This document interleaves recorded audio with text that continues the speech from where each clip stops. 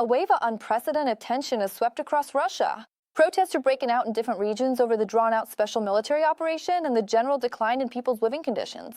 People are taken to the streets, outrage is spreading across social media, and behind the scenes, there's even talk of an internal split among the country's top leadership. Against this backdrop, there have been statements about emergency decisions and even the possible escape of the Kremlin's leader. They tried to keep all this under wraps, but everything eventually came to light. But more on this in detail on Channel 5. Greetings, dear viewers! First, it all started when news spread like wildfire from Western intelligence that Putin had supposedly cut off Russians' access to Telegram out of a panicked fear of mass protests and uprisings, since he is preparing to announce mobilization and wants to avoid any discontent and the possible spread of protests as much as possible. Even Russian pro-government sources are already reporting on this.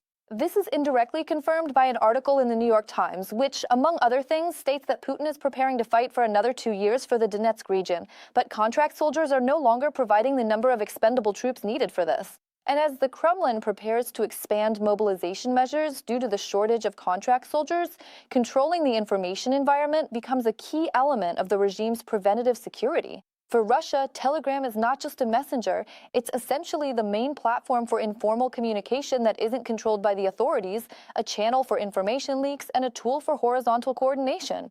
It was through Telegram that, during the partial mobilization in 2022, videos from military enlistment offices were shared, along with instructions on how to avoid being served draft notices and addresses for gatherings of relatives of those mobilized. Shutting down or restricting access means an attempt to minimize the chain reaction effect when local discontent turns into a large-scale wave.